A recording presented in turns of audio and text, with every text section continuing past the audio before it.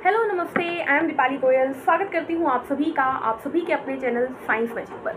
तो स्टूडेंट्स, आज के सेशन जो है बहुत दिनों बाद ये सेशन हो रहा है। आई नो बहुत ही लंबा ब्रेक हो चुका है हमारे सेशन के अंदर। बहुत टाइम हो गया है कि हम लोगों ने कुछ भी डिस्कस नहीं किया है और आप लोगों के एग्ज़ाम सर पे हैं। ठीक है, हो जाता है भाई, क्योंकि देखिए कोई एग्ज़ाम नहीं आ रहा था सही ढंग से, कुछ भी अनाउंसमेंट नहीं हो रही थी, इसलिए हमने बीच में सब कुछ बंद कर दिया था। और अब हम वापस से सेशन शुरू करेंगे। तो आज के सेशन में हम स्वागत कर रहे हैं आप लोगों का। सबसे पहले तो साइंस बाय दीपाली मैम पे लाइक शेयर सब्सक्राइब करना ना भूलें। क्या डिस्कस करेंगे आइए देख लेते हैं। हम लोग अब पढ़ने वाले हैं इंपॉर्टेंट क्वेश्चंस। हम क्या पढ़ने वाले हैं? हम इंपॉर्टेंट क्वेश्चंस पढ़ने वाले हैं हर एक एग्जाम के लिए। मैंने देखा आप लोगों से, मैंने टेलीग्राम चैनल पर पूछा, जितने भी लोग मेरे साथ टेलीग्राम पे और व्हाट्सएप पे जुड़े हुए हैं उन सबसे मेरी बात हुई और मुझे पता लगा कि आप लोग सीईटी की तैयारी कर रहे हैं। उसके अलावा एसएससी सीजीएल की तैयारी हो रही है भाई, एसएससी स्टेनोग्राफर की तैयारी हो रही है। काफ़ी सारे स्टूडेंट एचटेट की भी तैयारी कर रहे हैं। ठीक है, सीपीओ एसएससी सीपीओ की भी तैयारी है, दिल्ली कांस्टेबल वगैरह के लिए भी तैयारी आप लोग कर रहे हैं। तो ये सारे अपडेट्स जो हैं, ये जितनी भी जॉब चल रही है, इन सब में आने वाली है मेन इंपॉर्टेंट साइंस। और साइंस के लिए आप लोग वेट कर रहे हैं कि कब हमारी क्लासेस शुरू होंगी। तो नो डाउट अब हम शुरू करने वाले हैं साइंस की इंपॉर्टेंट क्लास, जिसमें हम सिर्फ और सिर्फ क्वेश्चन ही नहीं, साथ ही साथ में एक क्लास आपको क्वेश्चन की तो मिलेगी ही मिलेगी, साथ ही साथ में एनसीईआरटी में शुरू करने जा रही हूँ। ठीक है, on your high demand 6 to 12 की एनसीईआरटी हम लाइन टू लाइन पढ़ेंगे। ठीक है, क्लास 6, 7, 8, 9, 10, 11, 12 एनसीईआरटी को हम लाइन टू लाइन पढ़ेंगे और मैं आप लोगों को वहाँ पर सभी इंपॉर्टेंट चीज़ें करवाऊंगी। ठीक है, उससे आपकी एनसीईआरटी भी कवर होगी। इंग्लिश हिंदी दोनों मीडियम में चलेंगे, टेंशन नहीं लेना है। तो आपकी एनसीईआरटी भी कवर होगी और आपकी एग्जाम की भी तैयारी होगी। फिर वो चाहे आप किसी भी एग्जाम की तैयारी करो, क्योंकि एनसीईआरटी इज द बेस्ट, सारा पेपर एनसीईआरटी से ही आता है। ठीक है, तो लाइन वाइज एनसीईआरटी करेंगे। एक एक क्लास आपको डेली मिलेगी, एक क्वेश्चन की क्लास, एक एनसीईआरटी की क्लास और शॉर्ट वीडियो में कोशिश करूंगी साथ ही साथ दे दूं। बाकी डिपेंड करता है आप लोगों के लाइक शेयर कमेंट और सब्सक्राइब पर। तो मुझे बस आप लोगों से यही चाहिए कि आप लोग भाई कमेंट कर दो, शेयर कर दो, लाइक कर दो। मैं वीडियो में इतना टाइम कभी नहीं लेती हूँ स्टार्टिंग में शेयर वगैरह के लिए मांगने के लिए, बट आज मैंने लिया तो उम्मीद करती हूँ आप लोग मेरी हेल्प करेंगे। चलिए आज की क्लास में हम शुरू करेंगे इंपॉर्टेंट क्वेश्चंस को। पहला इंपॉर्टेंट क्वेश्चन जो कि आपके पास यहाँ पर आ गया है वो क्या है? देखिए, रेडियो एक्टिविटी की खोज किसने की थी? जस्ट अ सेकेंड में अपना तो पहला क्वेश्चन है हमारे पास, आप देख सकते हैं आपके सामने, रेडियो एक्टिविटी की खोज किसने की। ठीक है, मैं हिंदी में एक क्वेश्चन लिखे हुए हैं, नो डाउट मैं आपको इंग्लिश हिंदी दोनों करके बताऊंगी। तो who discovered radio activity? Answer जाएगा आपका, रेडियो एक्टिविटी की खोज की थी किसने? हेनरी बैक्यूरेल ने। बैक्यूरेल नाम के साइंटिस्ट ने जो है रेडियो एक्टिविटी की खोज की थी, बैक्यूरेल। ठीक है, अगर आपसे पूछ लिया जाए कि रेडियो एक्टिविटी की एसआई यूनिट क्या है, रेडियो सक्रियता की एसआई यूनिट, तो वो है बैक्यूरेल। और अगर पूछ लिया जाए रेडियो एक्टिविटी की सीजीएस यूनिट, यानी कि सेंटीमीटर ग्राम सेकंड में जो यूनिट होती है वो क्या है, तो याद रखिएगा क्यूरी, जो कि मैडम क्यूरी के नाम पे आई। ठीक है, तो दोनों चीजें बहुत इंपॉर्टेंट है, दोनों आपको याद रखनी है। नेक्स्ट क्वेश्चन देखते हैं। नेक्स्ट क्वेश्चन है हमारे पास, क्या देखिए, नेक्स्ट क्वेश्चन आता है, रेडियो एंटीसेप्टिक एंटीसेप्टिक सर्जरी का सूत्रपात किसने किया था? Antiseptic surgery was discovered by. तो एंटीसेप्टिक सर्जरी क्या होता है? सबसे पहले तो ये आता है, एंटीसेप्टिक क्या होते हैं? देखो, जब हमें कोई चोट लगती है तो हमें डर होता है कि चोट लगने से कोई इन्फेक्शन ना हो जाए, तो उस इन्फेक्शन को रोकने के लिए आप उसके ऊपर एंटीसेप्टिक लगा देते हैं, जिस प्रोसेस को बोलते हैं एंटीसेप्सिस। क्या बोलते हैं? सेप्सिस बोलते हैं इस प्रोसेस को, एंटीसेप्टिक लगाने की प्रक्रिया को। तो ये जो प्रक्रिया है, एंटीसेप्टिक की जो सर्जरी पहली बार हुई थी, वो किसने खोजी थी या किसने सूत्रपात की थी? तो इसका आंसर याद रखिएगा, जोसेफ लिफ्टर। क्या है इसका आंसर? जोसेफ लिफ्टर नाम के साइंटिस्ट ने जो एंटीसेप्टिक है उसकी सर्जरी डिस्कवर की थी। अगला क्वेश्चन हमारे पास आता है क्या? अगला क्वेश्चन आता है, देखिए, 1948 में गठित परमाणु ऊर्जा आयोग के अध्यक्ष कौन थे? यानी कि जो 1948 में एटॉमिक एनर्जी कमीशन बना था, क्या बना था? एटॉमिक, टेंशन नहीं लेनी है, हिंदी इंग्लिश दोनों में ट्रांसलेट होगा। एटॉमिक एनर्जी कमीशन जो बना था 1948 में, उसके चेयरमैन आपसे पूछे गए हैं। तो 1948 में बने परमाणु ऊर्जा आयोग के जो चेयरमैन थे वो कौन थे? होमी जहांगीर बाबा, जिसे एचएम भाभा भी बोल देते हैं। बाबा नहीं है, भाभा है ये। ठीक है, हिंदी में भाभा लिखते हैं। सेकंड थिंग किसके अंडर हुआ? तो ये पंडित जवाहरलाल नेहरू के अंडर हुआ था, किसके अंडर हुआ था? पंडित जवाहरलाल नेहरू के अंडर में हुआ था ये, ठीक है। चलिए अगला क्वेश्चन देख लेते हैं। अगला क्वेश्चन नंबर 4 हमारे पास, E बराबर mc² का प्रतिपादन किसने किया? ये जो फॉर्मूला है आपके सामने E बराबर mc², ये किसने दिया था? Who has given the formula E बराबर mc²? तो याद रखिएगा ये फॉर्मूला हमें दिया था एल्बर्ट आइंस्टाइन ने, और ये क्वेश्चन तो बहुत ही सिंपल है, आई होप आप सभी को आता होगा क्योंकि ये बहुत ही जाना माना फॉर्मूला है। अगला क्वेश्चन चलते हैं। अच्छा, इसमें E क्या होता है? E यहाँ पर आपकी एनर्जी है, M यहाँ पर आपका मास है यानी द्रव्यमान, E क्या है? ऊर्जा, मास यानी द्रव्यमान है, ठीक है। और C क्या है? C है स्पीड ऑफ लाइट यानी प्रकाश का वेग या प्रकाश की गति बोल देते हैं, ठीक है। स्पीड को गति बोलते हैं, वेग वेलोसिटी को बोलते हैं। अगला क्वेश्चन नंबर हमारे पास 5 क्या है? देखिए क्वेश्चन नंबर 5 हमारे पास आता है, सापेक्षता का सिद्धांत किसने दिया? सापेक्षता यानी रिलेटिविटी। तो क्वेश्चन है रिलेटिविटी थ्योरी किसने दी? तो रिलेटिविटी थ्योरी या जिसे ग्रेविटेशनल थ्योरी भी बोल देते हैं, ये ग्रेविटेशन से जुड़ी हुई है, पूरी तरीके से गुरुत्वाकर्षण से जुड़ी हुई है। ये भी किसने दी? आइंस्टाइन ने दी। आइंस्टाइन, एल्बर्ट आइंस्टाइन जो साइंटिस्ट थे, उन्होंने ही ये थ्योरी दी। ग्रेविटेशन चैप्टर हम लोगों ने करना है, नो डाउट, आप लोग कई बार बोल चुके हो, उसके अंदर मैं आपको अच्छे से बता दूंगी। अगला क्वेश्चन आता है, भारतीय अंतरिक्ष अनुसंधान संस्थान कहाँ स्थित है? यानी कि Indian space research institute, Indian space research institute कहाँ पे है भाई? इसरो जिसे बोल देते हैं हम, ये है हमारे बैंगलोर के अंदर। कहाँ पर है? बैंगलोर के अंदर, जहाँ पर सारे स्पेस प्रोग्राम चलते हैं, ठीक है। चलिए अगले क्वेश्चन पे चलते हैं। अगला क्वेश्चन हमारे पास क्या आ रहा है? तो क्वेश्चन नंबर 7 है हमारे पास, चंद्रशेखर बेंटक रमन को नोबेल पुरस्कार कब मिला था? चंद्रशेखर बेंटक रमन को नोबेल पुरस्कार कब मिला? चंद्रशेखर नाम के जो साइंटिस्ट थे उन्हें नोबेल पुरस्कार कब मिला था? नोबेल प्राइज कब मिला था? तो 1930 में उन्हें नोबेल पुरस्कार यानी नोबेल प्राइज मिला था। अगला क्वेश्चन देखते हैं, question number 8, very easy question, परमाणु की नाभिक की खोज किसने की थी?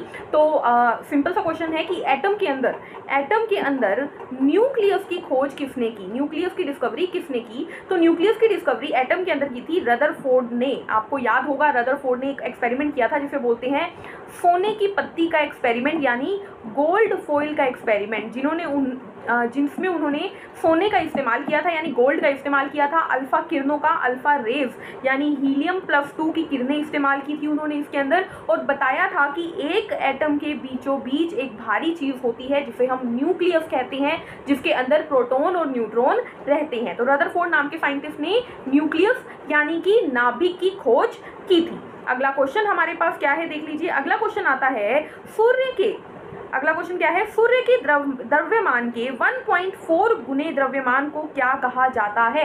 एक इंपॉर्टेंट पॉइंट, इसे स्टार मार्क करो, मैं आपको नई चीज बताने वाली हूँ यहाँ पर, आप लोग लिखेंगे। देखिए पहले तो मैं इसका आंसर बता दूँ, चंद्रशेखर लिमिट कहते हैं इसे। क्या कहते हैं? चंद्रशेखर लिमिट कहते हैं इसे। क्या होती है चंद्रशेखर लिमिट? चंद्रशेखर लिमिट होती है सूर्य के द्रव्यमान के 1.4 टाइम्स, यानी कि जो भी सन का मास होगा उसका 1.4 गुना चंद्रशेखर लिमिट है। क्या मतलब है इस बात का? देखिए चंद्रशेखर ने कहा कि अगर किसी तारे का, सन भी एक तारा है, सन इज अ स्टार, राइट, अगर किसी तारे का द्रव्यमान सूर्य के द्रव्यमान से 1.4 टाइम से ज़्यादा हो जाए तो वो तारा अपने आप टूट जाएगा, अपने आप एक्सप्लोजन हो जाएगा, फट जाएगा, जिसे बोला जाएगा सुपरनोवा। क्या बोला जाएगा? सुपरनोवा। तो ये कॉन्सेप्ट है जो मुझे आपको बताना था। सुपरनोवा क्या है? अगर किसी तारे का द्रव्यमान सन के द्रव्यमान के 1.4 टाइम ज़्यादा हो जाए तो वो खुद फट जाएगा, खुद एक्सप्लोड हो जाएगा, उसे बोलते हैं सुपरनोवा। और ये लिमिट किसने सेट की? चंद्रशेखर ने सेट की, इसीलिए इसे चंद्रशेखर लिमिट कहते हैं। क्लियर? अगला क्वेश्चन नंबर 10, क्रेसोग्राफ नामक यंत्र की खोज किसने की थी? क्रेसोग्राफ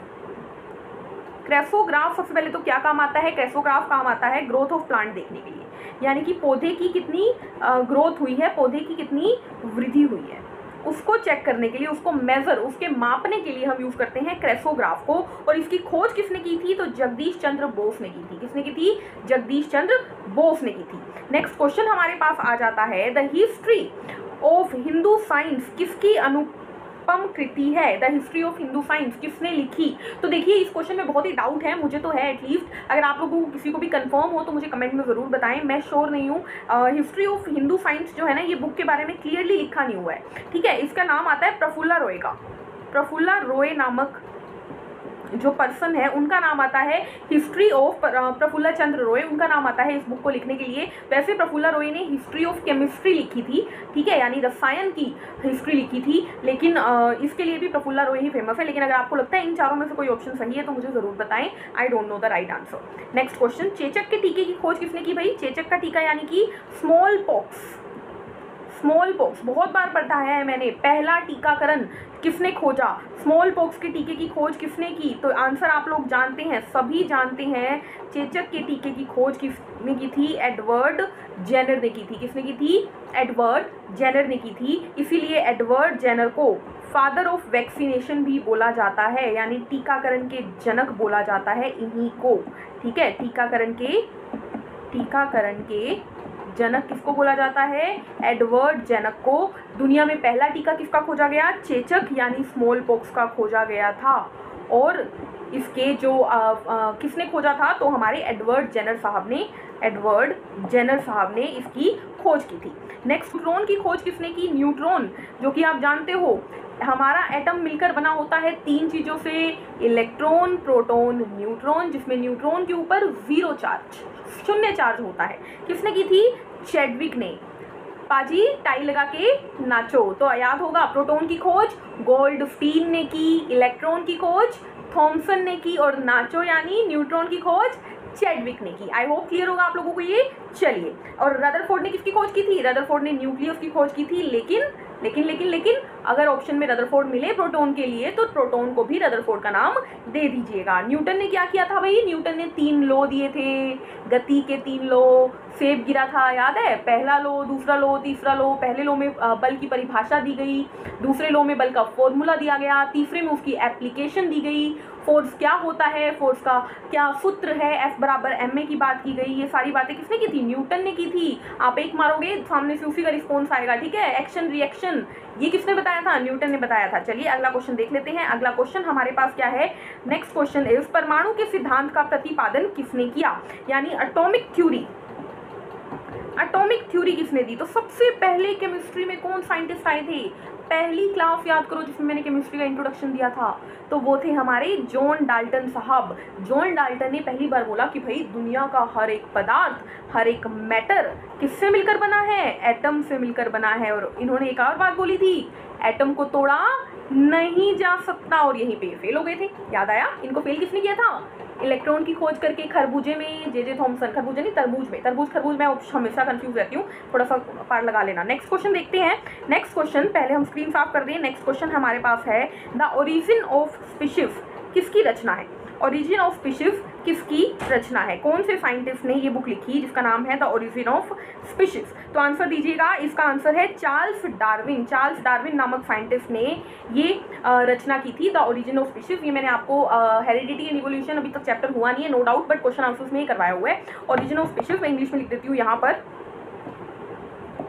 और पता है इसको एक और तरीके से देखो, आप क्वेश्चन को सोल्व कर सकते हो। कैसे कर सकते हो भाई? चलिए मैं बताती हूँ। रदरफोर्ड ने क्या किया था? रदरफोर्ड तो केमिस्ट्री में आते हैं, बायो से तो उनको मतलब ही नहीं है। मैडम क्यूरी कहाँ पे आती है? याद है? यूरेनियम की खोज की थी, थोरियम की खोज की थी। मैडम क्यूरी मर गए थे बेचारे, ठीक है, क्योंकि उनके बाद ही साइंटिस्टों को पता लगा था भाई जब रेडियो सक्रिय तत्व खोजो तो एक ड्रेस पहन के खोजो, क्योंकि उसमें से निकलती हैं रेडियो एक्टिव किरणें। जेम्स चैडविक अभी भी पढ़ के आए हैं न्यूट्रॉन की खोज की, तो आंसर जाएगा चार्ल्स डार्विन, जिन्होंने क्या बताया? ओरिजिन ऑफ स्पीशीज बताया। ये वही थे जो 14 फिंचेस को देख के आए थे, 14 टाइप की बीक को देख के आए थे। कहाँ पे जाके? गैलापागोस आइलैंड पे, ठीक है, अपनी HMS बीगल नाम की शिप में बैठ के, जो अच्छी खासी यात्रा करके आए थे, वही है ये।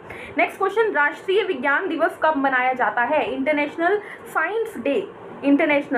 साइंस डे कब मनाया जाता है? तो ये क्वेश्चन आप लोग मुझे आंसर देंगे कमेंट बॉक्स में। ये क्वेश्चन मैं आप लोगों के लिए छोड़ के जा रही हूँ क्योंकि ये जीके से रिलेटेड क्वेश्चन है, तो ये आप लोग मुझे कमेंट बॉक्स में आंसर देंगे कि जो राष्ट्रीय साइंस डे है ये कब मनाया जाता है। तो ये क्वेश्चन आप लोगों के लिए क्या है?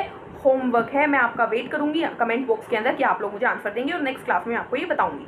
अगला क्वेश्चन, क्वेश्चन नंबर 18 हमारे पास, हाइड्रोजन को तत्व के रूप में खोज किसने की? हाइड्रोजन जो तत्व है यानी हाइड्रोजन एलिमेंट है, इसकी खोज किसने की थी? तो याद रखिएगा, हेनरी कैवेंडिश नाम के साइंटिस्ट ने हाइड्रोजन की खोज की। किसने?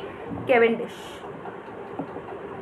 ठीक है। नील बोहर ने क्या किया था? नील बोहर ने एटम की स्टेबिलिटी बताई थी कि कोई भी एटम स्टेबल क्यों होता है, ये नील बोहर ने बताया था। ठीक है, क्योंकि उसमें इलेक्ट्रॉन और प्रोटॉन बराबर होते हैं। ठीक है, KLMN कक्षों के बारे में बताया था, बोहर फॉर्मूला दिया था 2n²। ठीक है, ग्रेगर मेंडल ने हेरिडिटी के बारे में बताया था। मटर के पौधे पे किसने पढ़ाई की थी? मेंडल साहब ने की थी। मटर के गुणों को देखा था मेंडल साहब ने। हेनरी बेक्यूरेल, याद करो अभी अभी पहला क्वेश्चन, रेडियो सक्रियता की खोज की थी हेनरी बेक्यूरेल ने। आंसर क्या जाएगा? हेनरी कैवेंडिश, जिन्होंने हाइड्रोजन की खोज की।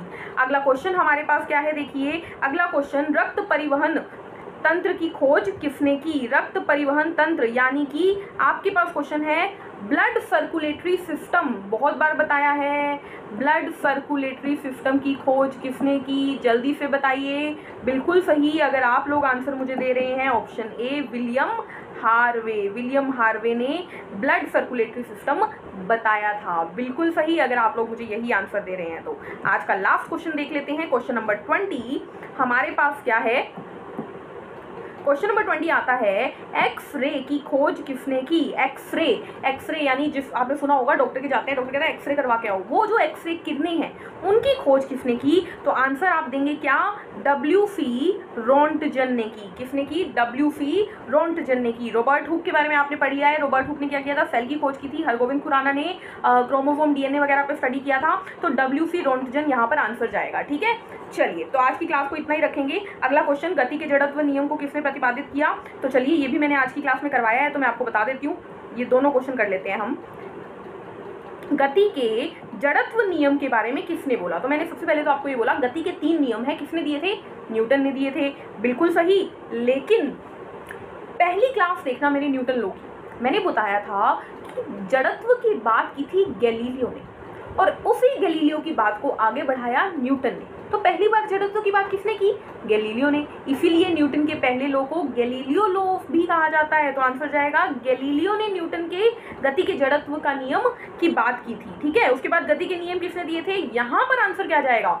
लॉ ऑफ मोशन किसने दिए? लॉ ऑफ मोशन किसने दिए? यहाँ पर आंसर जाएगा हमारा न्यूटन। न्यूटन ने लॉ ऑफ मोशन दिए थे। ठीक है, तो आज की क्लास को इतना ही रखेंगे, मिलेंगे नेक्स्ट सेशन में नई क्लास के साथ। तब तक के लिए आपको क्या करना है भाई, आप लोगों को बिल्कुल भी नहीं भूलना है लाइक शेयर सब्सक्राइब करना। आप लोगों को वीडियो को लाइक करना है, अपने अपने फ्रेंड्स में शेयर करना है, अगर पसंद आए तो कमेंट करना है, और कमेंट में पसंद आने का बतानी मुझे, होमवर्क जरूर बताना है मुझे, और चैनल को सब्सक्राइब जरूर करना है। ठीक है, तो आज की वीडियो में इतना ही रखेंगे, मिलेंगे नई वीडियो में नए क्वेश्चंस के साथ। ये जो मैं बहुत सारे क्वेश्चंस आप लोगों के लिए लेकर आई हूँ, और इस बार ना हम वैरायटी ऑफ क्वेश्चंस करने वाले हैं, यानी ऐसे क्वेश्चंस इस बार हमारे जो क्वेश्चंस रहेंगे ना वो नए रहेंगे। ठीक है, नए क्वेश्चन हम डील करेंगे। पुराने क्वेश्चन बहुत पढ़ लिए हमने, घेंगा घूंगा रोग, ये सब कुछ हमने बहुत पढ़ लिया। अब नई चीज़ों के बारे में पढ़ेंगे। ठीक है, पुरानी चीज़ें रिवाइज हमारी NCERT से हो जाएगी। तो अगली क्लास जो है आपको NCERT की मिलेगी, देखना ना भूलें। NCERT बहुत ज़रूरी है हर एक एग्जाम के लिए, तो देखिएगा ज़रूर NCERT क्लास को। आज की क्लास में बस इतना ही, मिलते हैं नेक्स्ट सेशन में। लाइक शेयर सब्सक्राइब, और हंसते रहिए, मुस्कुराते रहिए। पेपर के लिए all the very best. Take care, thank you, bye bye.